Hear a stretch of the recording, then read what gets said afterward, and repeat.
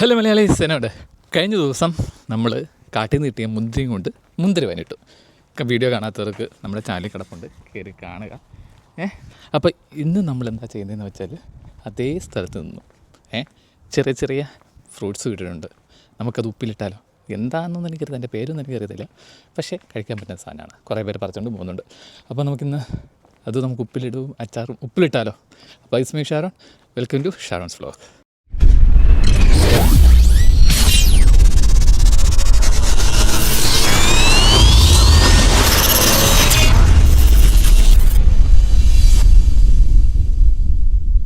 ഇതാണ് ഞാൻ പറഞ്ഞ പഴം. നമ്മുടെ നാട്ടിലെ ലൂബിക്കയില്ലേ, ഏകദേശം ലൂബിക്ക പോലെയൊക്കെ ഇരിക്കും.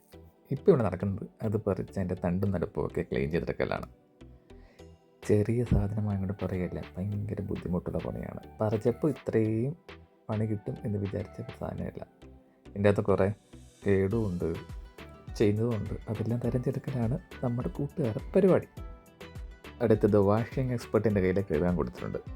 അത് കഴിഞ്ഞ് കുറച്ച് ക്രിയേറ്റിവിറ്റി ആയിട്ട് എടുക്കാമെന്ന് വിചാരിച്ചാണ് പരൻ്റെ അടിയിൽ ക്യാമറ വെച്ച് ഇങ്ങനെ എടുത്തത്. ഇങ്ങനെ ആകുമെന്ന് അറിയത്തില്ല കേട്ടോ, കണ്ടിട്ട് നിങ്ങൾ തന്നെ പറ. കഴുകി വൃത്തിയാക്കിയ സാധനം ഉപ്പിലിടൽ എക്സ്പേർട്ടിനെ ഏൽപ്പിച്ചു. അതിന് നമ്മുടെ ആളുണ്ട്, പുള്ളിക്കാരിയാണ് ഇതെല്ലാം ചെയ്യുന്നത്.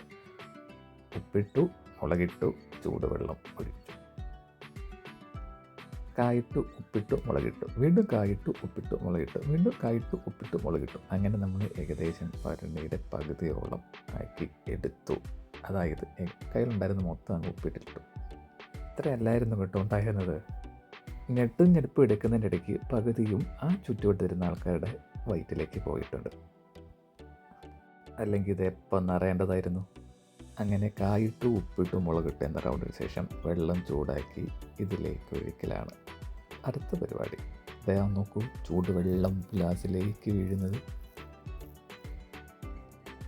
പറിച്ചപ്പോൾ ഭരണി നിറച്ചുമുണ്ടാകുമെന്ന് വിചാരിച്ചത്, പക്ഷേ ഇട്ട് കഴിഞ്ഞപ്പോൾ ഏകദേശം ഇത്ര ഉള്ളൂ. അതെങ്ങനെയാ? ചുറ്റുമിരിക്കുന്നവരുടെ വയറ്റിലേക്കല്ലേ പകുതി വെള്ളം പോയത്. അങ്ങനെ നമ്മൾ ഉപ്പിലിട്ട് റൂബിക്ക ടൈപ്പ് സാധനം ഉപ്പിലിട്ട് കഴിഞ്ഞ് ഇനി നമുക്ക് വേറൊരു സാധനം ഉപ്പിലിട്ടാനുണ്ട്. അതെന്താണെന്ന് പറഞ്ഞാൽ കാണിച്ചു തരാം. വാ. അടുത്തത് നമ്മൾ ഉപ്പിലിടാൻ പോകുന്നത് ഈ ചെറിയ ആപ്പിളാണ്.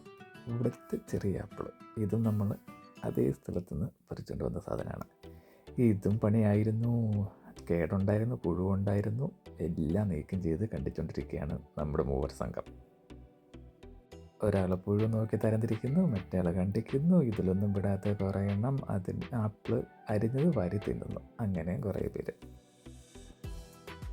ആപ്പിൾ അരിയാൻ ഞാൻ എക്സ്പെർട്ട് എന്ന് പറഞ്ഞിട്ട് കത്തി പിടിച്ച് കുറേ പേര് മുമ്പിലുണ്ടായിരുന്നു. എന്നാൽ പിന്നെ അവരെ തന്നെ ഏൽപ്പിക്കാമെന്ന് വിചാരിച്ചു.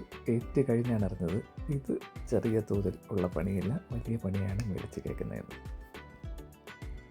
അങ്ങനെ നീണ്ട നേരത്തെ പരിശ്രമത്തിന് ശേഷം ആപ്പിളൊക്കെ അരിഞ്ഞു കഴിഞ്ഞു. ഇനി നമുക്കിത് കഴുകി മാറ്റിയെടുക്കണം. എന്നിട്ട് അതിൻ്റെ അകത്ത് ഉപ്പിട്ട് വെക്കണം. നമ്മുടെ കയ്യിൽ തൽക്കാലം ഭരണിയില്ലാത്ത കാരണം കുറച്ച് ദിവസത്തേക്ക് അല്ല, ഇന്നൊരു ദിവസത്തേക്ക് ഇത് ഇതിൻ്റെ അകത്തേക്ക് ഇരിക്കുന്നത്. നാളെ ഭരണി മേടിച്ച് കഴിയുമ്പോഴത്തേനും ആശാൻ അതിലേക്ക് മാറ്റുന്നതായിരിക്കും. അതല്ലേ ഒന്നൊരു ഉചിതം. അപ്പം ഇതും ആ പ്രോസസ്സിങ് തന്നെ. ആപ്പിളിട്ടു, ഉപ്പിട്ടു, മുളകിട്ടു, ആപ്പിളിട്ടു, ഉപ്പിട്ടു, മുളകിട്ടു, ആപ്പിളിട്ടു, ഉപ്പിട്ടു, മുളകിട്ടു. കഴിവും തോറും ഇതിനകത്തേക്ക് ഇടും. ആപ്പിളായ കാരണം വെള്ളത്തിൽ ഇരുന്നില്ലെങ്കിൽ സാധനം കറുത്ത് തുടങ്ങും. ഇപ്പം തന്നെ കണ്ടില്ലേ ചില സൈഡുകൾ കറുത്ത് തുടങ്ങിയത്, അതുപോലെ ആകും.